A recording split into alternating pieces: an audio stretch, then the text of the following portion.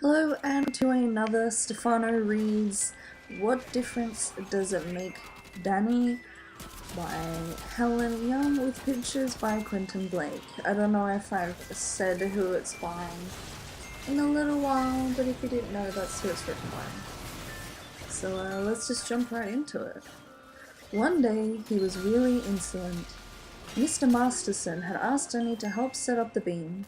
A responsible job usually regarded as a compliment the children asked to do it.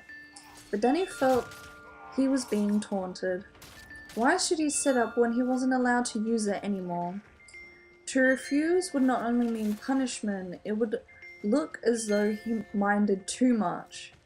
Instead, he said eagerly, "Me, sir? Oh, thank you, sir. Do you think I can manage, sir? I'll be ever so careful, sir." The class richly appreciated such a jest until they saw the anger on the teacher's face and wisely fell silent. Danny waited for the wrath to descend, but Mr. Masterson controlled his annoyance and said, quite mildly, "Don't strain yourself, lad. I'm sure someone else could do the job without all the drama." And he nodded to Wayne, who jumped immediately to his feet and ran smartly to the beam. "Creep," said Danny savagely to Wayne at break. "Well, what did you expect me to do? Tell him to put up his own beam?" And Wayne walked off, leaving Danny, as he so often was these days, alone in the playground. There was one thing worse than gym. At least there, Danny had the satisfaction of taking on his enemy in battle, but the swimming sessions were pure misery. He hadn't believed at first he wasn't going to be allowed to swim anymore. Everyone knew he was a good swimmer. There was a silver cup in Miss North's office to prove it. The first time he watched the class go off in the coach to the pool without him, he stood in the playground and felt his eyes ache with tears he refused to shed. And then he believed it. He had been told to regard it as a free period, a chance to do his homework. He should really have been put in with another class, but there were no teacher free to supervise him. But Miss Pringle told him she was sure he could be trusted, and hoped she was right. The old Danny could be trusted. She was not entirely sure about the new one. Danny sat miserably in the classroom, trying to think of some way to force Mr. Masterson to change his mind, when he suddenly thought of something he could do. Creeping out to the playground, he edged alongside Miss North's office and listened outside the window. He was sure the room was empty. Danny tiptoed in and looked around quickly. It took him some time to spot the cup he had won at the sports, because although it had been given a place of honor at the time, so had lots of other things since. It was lost behind the football shield, the dancing trophies, certificates, and endless offerings made by the children to Miss North. "Typical," he muttered bitterly to himself. "Shows how much they care." He seized the cup, shoved it under his blazer, and hurried back to the classroom. He looked through all the desks until he found a plastic carrier bag, wrapped up the cup, and hid it in the cloakroom. He was not entirely sure what his plan was. He half thought he might show it to himself to Mr. Masterson. That what would be much better, he reckoned, would be for them to realize the cup was missing and make a fuss. Mr. Masterson would be bound to hear about that. Then Danny could come forward and give it back. By the end of the day, he had elaborated that daydream until he'd reached a point where the gym teacher insisted on placing the cup in the trophy cupboard in the gym. He even might apologize, thought Danny, adding the finishing touch to his fantasy publicity. When he realized no one was going to notice the cup was missing, Danny took it home and handed it to his mother. "Oh," she said, pleased. "They're letting us have it for a bit, are they? Now I call that very nice." And she put it on the mantelpiece. "Well, it's mine, isn't it? I want it," said Danny listlessly. "Of course you want it," said his mother. "But it belongs to the school, see?" She handed it to him, pointing to the engraving. "It has been presented to the school, and your name is the first ever to be put on it. Maybe if you win it 3 times, they'll let you keep it. Mind you, I doubt it. It was a very valuable thing to me. Here, she laughed. I hope no one steals it while we're responsible for it. Someone already has, thought Danny, his heart sinking. Not his, and valuable. He was a thief now. His mother either did not notice his gloom or decided to ignore it. The Blaines had become all too accustomed to Danny's moods lately, and they were worried. If Danny had worn a sandwich board stating, "I am totally fed up," he could not have advertised his gloom more obviously. He took to walking with his shoulders hunched, chin on chest, eyes down. His legs seemed to have become wooden, and he stalked about as though looking for something to kick.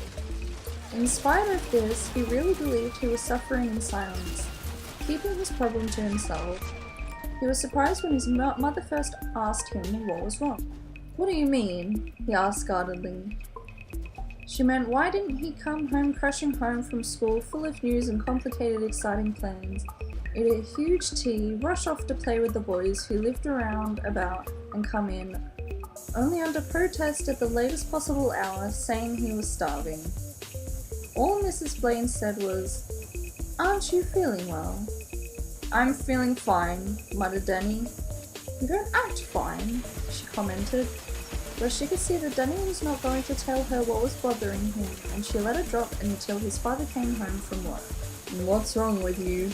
asked Mr. Blaine. Eyeing his dejected son, Danny shrugged. "He says," Mrs. Blaine answered for him, glad of an ally, "that nothing's wrong." Danny scowled and saw his parents exchanging a look. "Maybe he'll talk to you?" "Maybe he'll talk to you," Mrs. Blaine said to her husband later. "I know something's worrying him." "He'll get over it," Mr. Blaine said easily at the beginning. He thought his wife worried too much about Danny. Most likely he's fallen out with Wayne or something, or maybe his teacher's given him a telling off. After a gloomy fortnight, even Mr. Blaine was worried about Danny. Mrs. Blaine had tried ignoring her son's mood. She tried being extra cheery herself. She even became impatient. One weekend she made another attempt to find out what had happened to change Danny so much. Instead of running in full of joy because it was Friday, Danny had tugged home and immediately turned on the television set. He sat glumly in front of it watching a program designed for preschool-aged children. "There's a program in Hindi on the other channel," his mother suggested ironically. "It would make as much sense to you as that." Danny gave no sign that he'd heard. Exasperated, his mother put herself between Danny, and she sat and stood looking at him, hands on hips. "Look, love, if something's worrying you, tell me. Maybe I can help."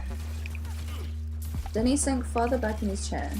"Nothing's worrying me," he said with a weary patience, and made his loving mother feel like giving him a good smack. "But I think it's about time you stopped giving us a hard time and cheering up a bit," she said briskly. "Now why don't you go out to the square and play football?" "Do I have to?" he asked with an infuriating politeness. His mother felt her temper rise. She moved quickly and with a violent twist of her wrist, switched the set off. To her surprise, Jenny just went on sitting in his chair, staring at the empty screen. Neither of them spoke until Mr. Blaine came home and a meaningful look from his wife, accompanied by a toss of her head in the direction of her son, told him all. Danny looked up, suddenly aware of the gaze of the two concerned faces, and felt angry. Why wouldn't they leave him alone? If they knew what was keeping from them just so they wouldn't worry, they wouldn't be grateful. It did dimly occur to him that he wasn't handling his secret sorrow too well, but he wished they wouldn't just stand there looking at him. "Is it alright if I go to bed?" he asked, saying the first thing that came into his head. "At 7 o'clock? His mother was incredulous. "What on earth is wrong with you, Danny Blaine?" "What's wrong with me is everyone is asking me what's wrong," shouted Danny. "Can't he even go to bed now without a lot of questions?" He jumped with alarm when his father suddenly bellowed at him. "You certainly can go to bed, and that's the best place for you if you can't keep a civil tongue in your head. But first you'll say sorry to your mother." Maybe it's just his age, his mother said when Danny was out of earshot.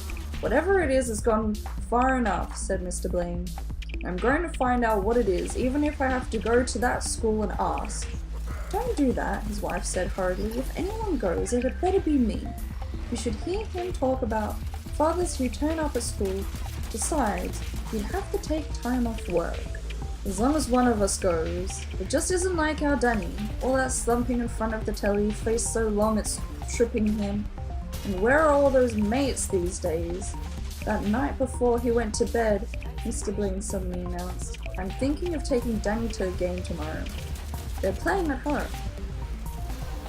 Mrs. Blaine, who knew her husband had not been planning to spend his Saturday at football match and would normally have reminded him the vegetable patch needed attention, was delighted.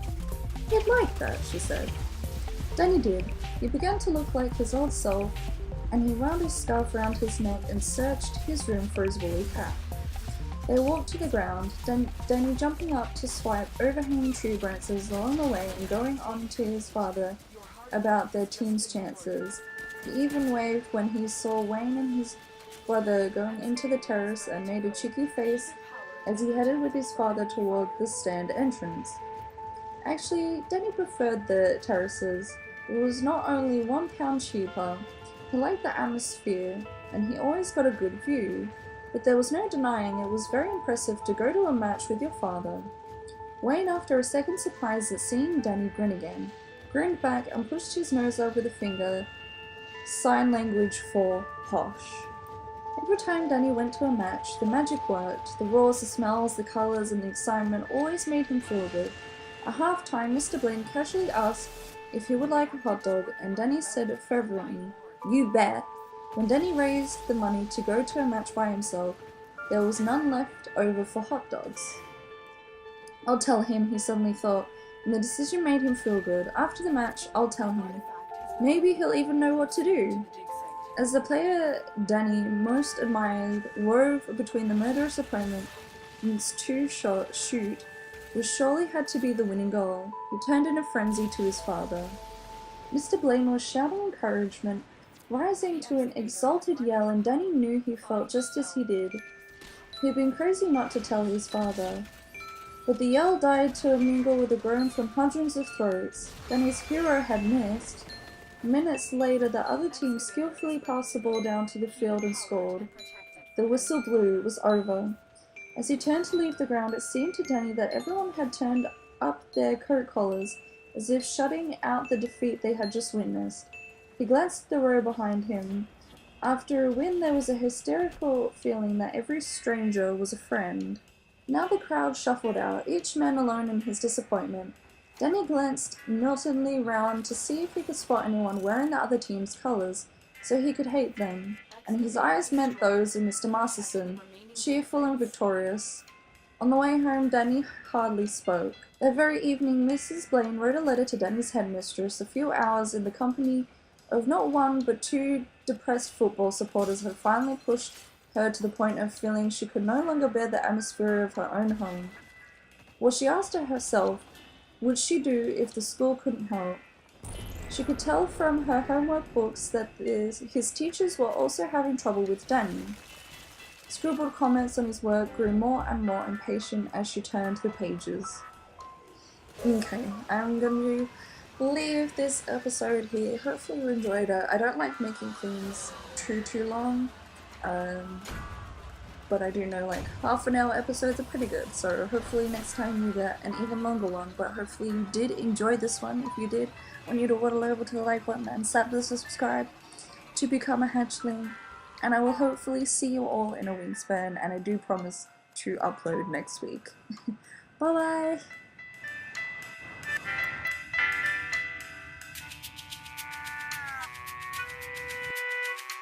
Wait.